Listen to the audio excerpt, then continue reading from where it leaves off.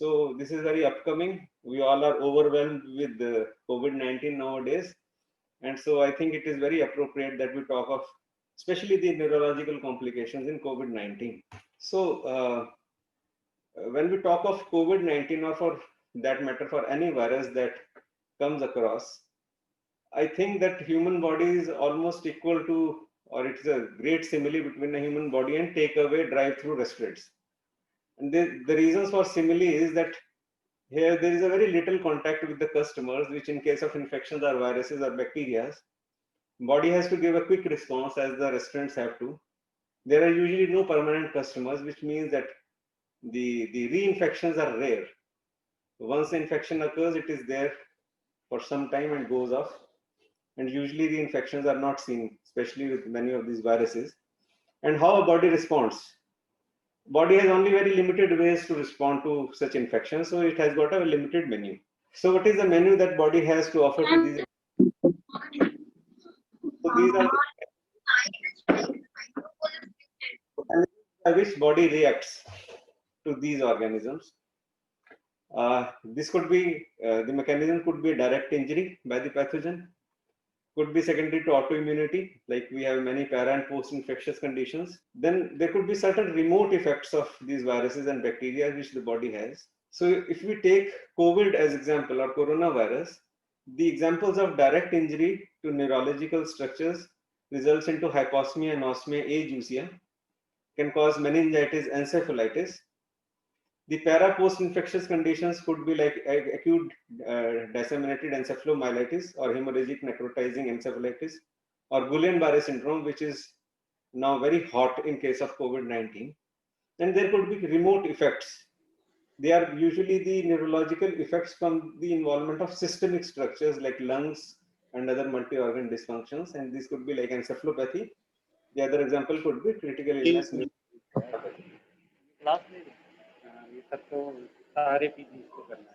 The pathogens reacts, body reacts to all the pathogens almost in a similar or very similar ways. So what is so unique or special about the SARS-CoV-2? So there are certain peculiarities for this virus. So unless the other viruses like the swine flu, dengue virus, which are also prevalent in our ecosystem, SARS-CoV-2 is a respiratory virus. So there is an opportunity of very rapid spread that we have seen in past few months. Millions of people have involved. So there has been an opportunity to see a large number of neurological complications secondary to COVID in a very small span of time. Second peculiarity is that it uses ACE2 receptor for entering the human cells, especially the nerve cells. And these cells are not only on the nerves, but on various other structures and tissues like muscles, endothelial cells, and many more. So there is a little bit is also known about how the virus spreads in the human body. And third and more important thing is that even the constitutional symptoms which occur secondary to COVID-19 also has many neurological symptoms like hyposmia, myalgias, and headache. So right from the very beginning, when the virus just infects the human body, it starts producing neurological symptoms and complications.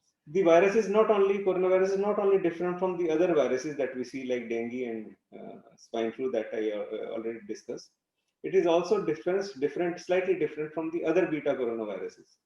So in last 2 decades, we saw very large pandemics caused by beta coronavirus. The first was caused by SARS-CoV-1, which originated in Guangdong, China in 2002 and 2003. Millions of people were involved. Case fatality rate was 9.6%. The affinity of SARS-CoV-2 for ACE2 is poor. Similarly, the other was the Middle Eastern Respiratory Syndrome coronavirus, which originated in Saudi Arabia, nearly 35%. Again, it has a very poor affinity for ACE2 receptor.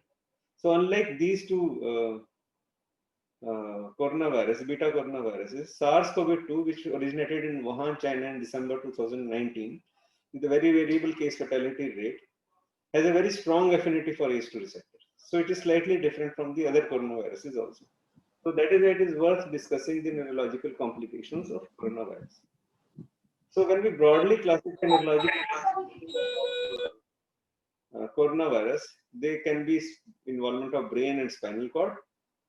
This could be in the form of anosmia or hyposmia. Anosmia is the A loss of sensation of smell. Hyposmia is altered or reduced sensation of smell. It could be encephalitis or meningitis, encephalopathy.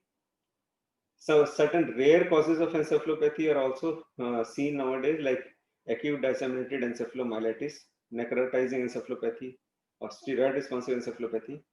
Recently, strokes have also been reported in patients with COVID-19, and few cases of transverse myelitis have also been reported. If you come to the peripheral neurological system, the myalgias, myositis, and rhabdomyolysis is common. Guillain-Barré syndrome is very common, very upcoming. Similarly, is true for Miller-Fisher syndrome. And there are certain remote effects of coronavirus in the form of critical illness, neuropathy, myopathy. Certain isolated cranial neuropathies have also been reported without the associated encephalitis and meningitis. And few patients of exacerbation of myasthenia gravis have also been reported. So there are certain very, very interesting phenomena that we have recently observed in coronavirus. So this is one of the patient who was reported in neurology, green neurology, very recently. And this is probably the first radiological evidence that the coronavirus infects brain tissue. So if you see here, this patient who during the early part of infection on day 7, when the patient had only constitutional symptoms, especially anosmia, we see here that the olfactory bulbs, these two olfactory bulbs, are slightly hyperintense. And when they did a 3D morphometry to measure the volume, they found that they are actually swollen. And when a repeat MR was done on day 24, they found that this altered signal came back to the normal, and it also reduced in size. So this was probably the first radiological evidence that the olfactory dysfunction in coronavirus, unlike other viruses, is not simply because of a common cold. It is probably because of the involvement of olfactory bulbs. It is involving the central pathways of smell. It is not only in the acute stage, but in the convalescent phase also. Like here, this patient who had by chance had a previous imaging where the olfactory bulbs were found to be normal. And in the follow-up, after a few weeks of recovery from coronavirus, they found that actually there was axonal damage in the olfactory bulb, and actually bulbs reduced in size. You can see the CSF spaces have enlarged secondary to atrophy of the olfactory bulb. So these are the unambiguous kind of evidences that shows, radiological evidence that shows that the coronavirus actually has a propensity to invade and directly infect the brain tissue. So what are the olfactory dysfunctions seen in COVID-19? It is, there is a strong evidence today that the olfactory dysfunction is an early manifestation of COVID-19. It is one of the constitutional symptoms other than fever, cough, sore throat, and headache. Among the olfactory symptoms, anosmia is the most common symptom. Other are hyposmia, ageusia, and dysgeusia. Ageusia is loss of taste, dysgeusia is altered taste. Those patients who did not complain of olfactory symptoms, when they examined by the test of smell, they were all found to have olfactory dysfunction. So if we see the proportion of patients, nearly 80% of the patients who have coronavirus may have olfactory dysfunction after testing. And when they tested these patients and correlated these, they found that the olfactory dysfunction was not related to the severity of disease, but it was related to the duration of the constitutional symptoms. And regarding the natural history of anosmia, they found that nearly 50% of the patients show improvement in anosmia by second week of illness. So this was again a very important evidence that the coronavirus infects brain tissue. It was a neuroendoscopically driven olfactory neuroepithelium, and here it was the immunofluorescence staining of CD68. These are green colored cells which are depicted by white arrows, and we can see that the CD68 macrophages are seen both in the epithelium as well as in the stroma. And when they double stained these macrophages for both CD68 macrophages as well as for SARS-CoV-2 nucleoproteins, they found that these macrophages were containing these SARS-CoV-2 nucleoproteins, which is again a very strong evidence that the virus infects olfactory neuroepithelium and it has a potential to cause direct infection of the brain tissue. So the other important complications secondary to coronavirus, neurological complications involving brain are encephalitis and encephalopathy. We use the term encephalitis when we have evidence of SARS-CoV-2 in the CSF.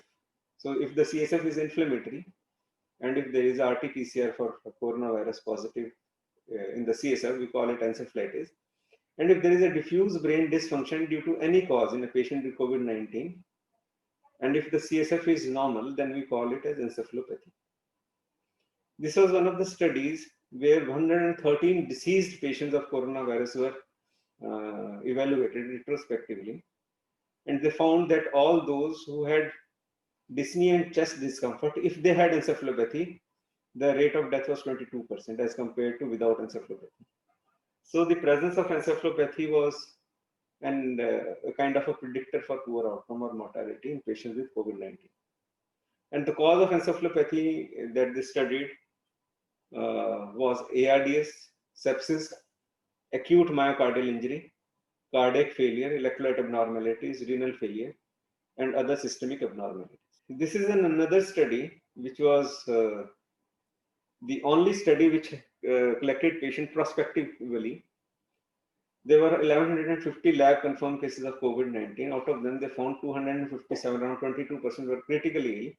And out of these 257, 82% patients had comorbid illnesses. Nearly 80% required mechanical ventilation. And out of these 257 critically ill patients, 9% patient had altered mental status. So if we have some evidence of prevalence of encephalopathy in patients with COVID-19, it is around 10%. But this is the only single study which has evaluated patients prospectively. We wrote a review on neurological manifestations, and we collected 42 records of 56 isolated cases of encephalopathy and encephalitis. What we found was that the patients who are encephalopathic had an older age, more than 50 years. Most of them belong to urban background. The preceding duration of illness before they develop encephalopathy ranged from 5 days to 14 days. The initial constitutional symptoms were fever, cough, dyspnea, anosmia, and ageusia. Before developing altered consciousness, they had headache and vomitings. Blood parameters, majority showed lymphopenia and thrombocytopenia.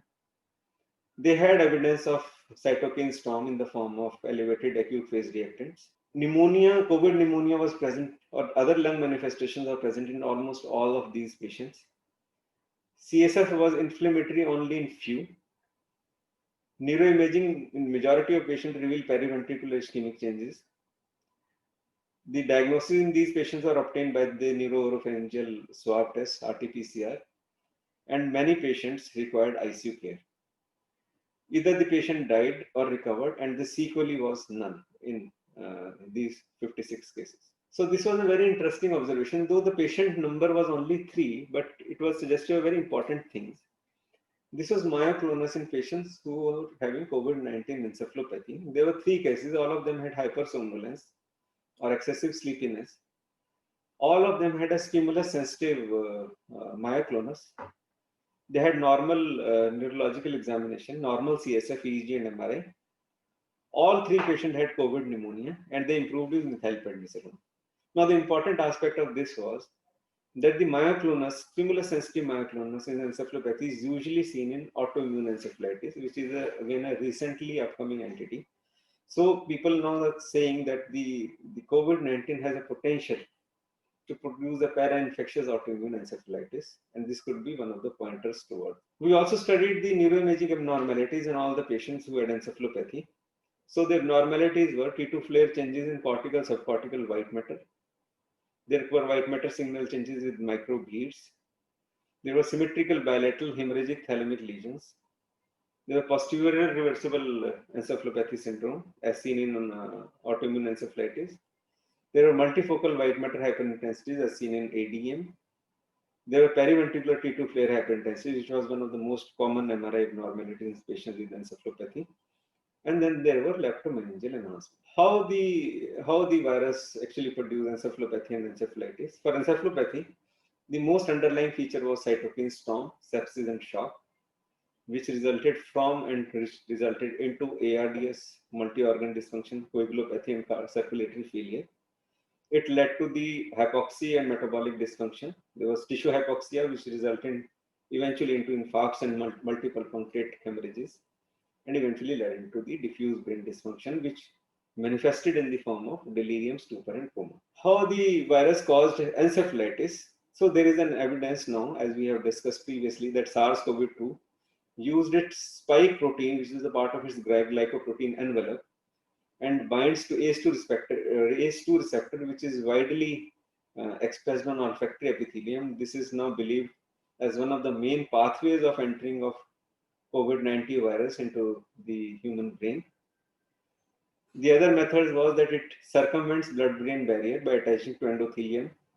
Vascular endothelium doesn't have to go through the blood and pass the blood-brain barrier, but can directly go through the vessel wall and infect the brain tissue. Then it can also has a retrograde axonal transport of SARS-CoV-2 from the liver and gut. So these are some of the postulated mechanisms by which the virus enters into the brain tissue and may produce encephalitis. So these are the rare causes of encephalopathy. The middle one is the acute necrotizing encephalitis, which is very common to all viruses that produce CNS infections. It produces hemorrhagic, the necrotizing encephalopathy, especially involving bilateral thalami. You see here that the T2, the flare shows swollen thalami with hyperintensities. Diffusion shows diffusion restriction, and there is no hemorrhage on the gradient recall echo images. In hemorrhagic leukoencephalitis, there are widespread white matter changes along with multiple microbleeds. And in ADM, there are bilateral white matter hyperintensities. All these patients present with altered consciousness. Some of them present with status epilepticus, which is also not an uncommon manifestation of COVID-19 encephalopathy. Recently, there have been report of stroke in patients with COVID-19. So this is one of the report where prospectively patients were collected and evaluated. All the number of patients were small in this series, but it was significant because they belong to a comprehensive stroke center, and all the patients were prospectively collected. There were 13 patients, 31 to 80 years. Now the majority of stroke were large vessel stroke in COVID-19, cause of which could not be determined. So it is referred to as embolic stroke of unknown origin. There was a trend of less use of thrombolysis in COVID-19 related stroke, and probable reason was because of COVID-19 related coagulopathy and endothelial dysfunction. There have been recent reports of transverse myelitis. We collected and identified 13 cases. The paper is still is communicated, but it has not been accepted. We found that 6 patients had age more than 60 years. 6 patients had pre-existing comorbidities. 8 patients had pneumonia. 7 patients had paraplegia, rest had quadriparesis. 7 patients presented with longitudinally extensive transverse myelitis. Only 1 patient had infective myelitis, that is, the RT-PCR was positive in CSF for SARS-CoV-2. Majority of these patients, like the other causes of transverse myelitis, responded to pulse steroids, IVIG, or plasmapheresis. And when we evaluated the etiology, we found that majority of transverse myelitis were part of ADEM, and rest single cases were that of a hypoxic myelitis, MOG antibody-related myelitis, and necrotizing myelitis. Now we come on to the peripheral neurological manifestation of COVID-19, and myalgia is one of the very important neurological manifestations. It is seen nearly half of the patients who have COVID-19, one of the constitutional symptoms. The more common constitutional symptoms are fever, cough, expectoration, dyspnea, and anosmia. Anosmia, as I said previously, may be seen in up to 70-75% of patients. Myalgias are more common in elderly. In one of the studies, they studied what are the independent predictors of unimprovement, and they found that the muscle aches, especially in elderly, was one of the independent predictor. The other predictors are being male, severe COVID-19 condition, expectoration, and low albumin at admission. They found that myalgia not only is a constitutional symptom, but it persists even in the late stage of the disease, even after convalescence. That is, in this particular study, they found that the median time of 23 days of cessation of viral shedding, the myalgia was still persistent. So myalgia could be a long-standing problem in patients with COVID-19. So whether the myalgia is in continuum with myositis and rhabdomyolysis is still not known. But there are increasingly the presentation of reports of myositis and rhabdomyolysis.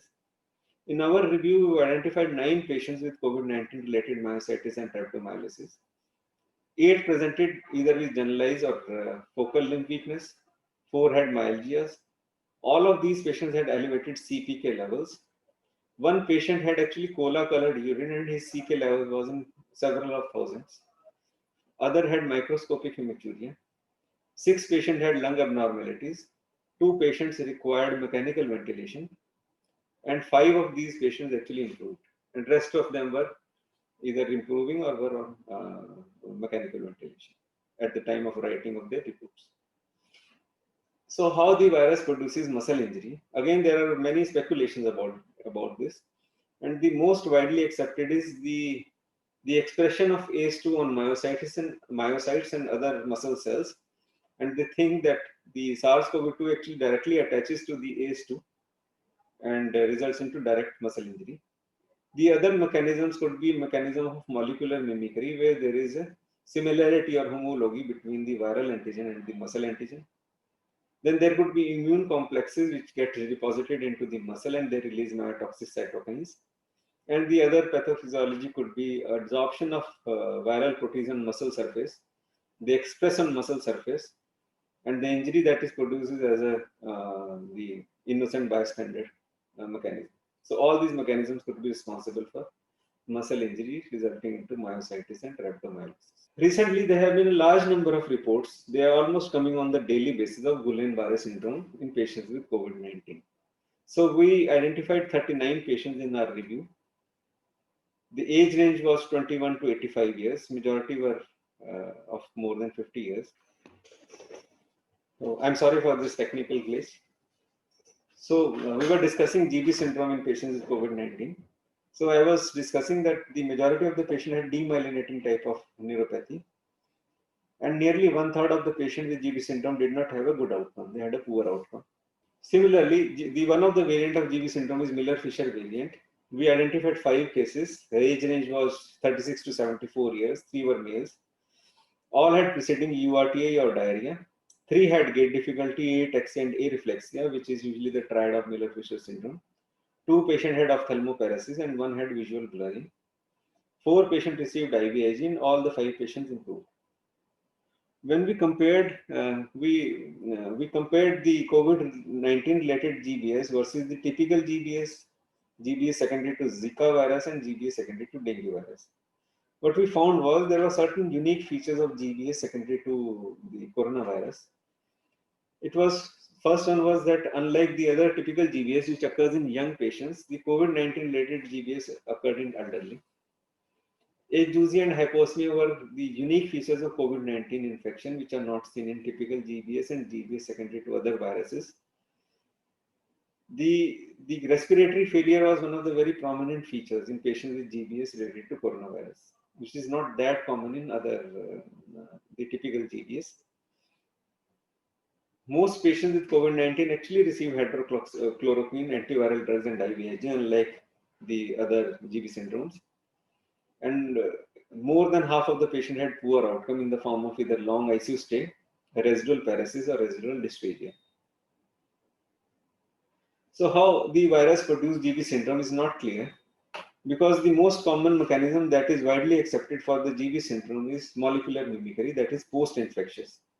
But unlike the typical GB syndrome, where the molecular mimicry is thought to be the important mechanism, in COVID-19, the GB syndrome was parainfectious. Parainfectious means during the active illness, the GB syndrome occurred in these patients. So the postulated mechanism is direct cytotoxic effect of virus on nerves. The molecular mimicry is because of the shared epitopes between the coronavirus and the nerve cells. And this is again a very important discovery, that the COVID-19 shares two hexapeptides with human shock proteins 90 and 60. And both these proteins are listed among the 42 other proteins which are immunogenic for causation of both GV syndrome and chronic inflammatory demyelinating polyneuropathy. And these epitopes could be possibly responsible for the mechanism of molecular mimicry in patients with COVID-19 related post-infectious GV syndrome. So the isolated cranial neuropathies have also been reported in patients with coronavirus. This was a 36-year-old male who had constitutional symptoms, diplopia, secondary to left third nerve palsy and bilateral sixth nerve palsy. MRI showed enhancement of the left third nerve and he showed complete improvement with IVIG. Another 71-year-old female presented with painless right sixth cranial nerve palsy with enhancement of left optic nerve sheath. Again, she improved.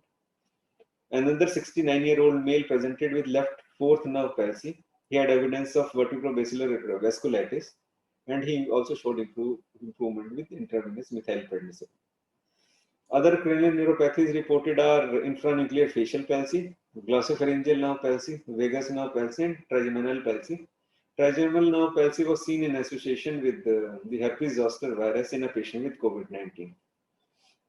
Most of these patients improved with immunotherapy or spontaneously.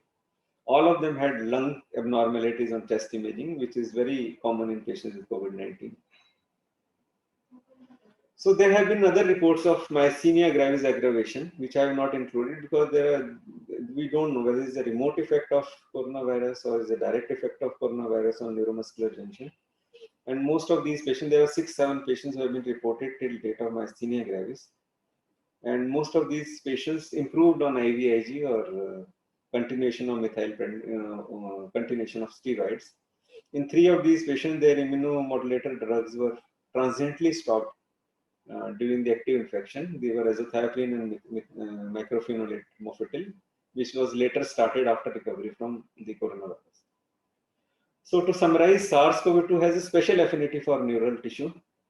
The olfactory and gustatory symptoms are accepted as early manifestation of COVID-19 infection.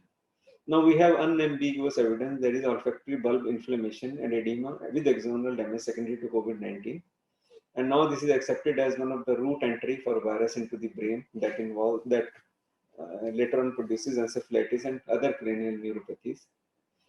Among peripheral nervous system, myalgia is one of the common early symptoms of the disease. GV syndrome and Miller-Fisher variant of GV syndrome are increasingly being described in patients with concomitant COVID infection. The peripheral neuropathy occurs either because of the direct infection of nerves by virus or by the mechanism of molecular mimicry. Now we have some evidence in support of molecular mimicry in case of COVID-19 related GVS. There are also reports of myositis and rhabdomyosis secondary to COVID-19. And probably it is the ACE2 receptor that widely expresses on the surface of muscles, which is postulated to have a role in SARS-CoV-2 related myositis. So thank you so much.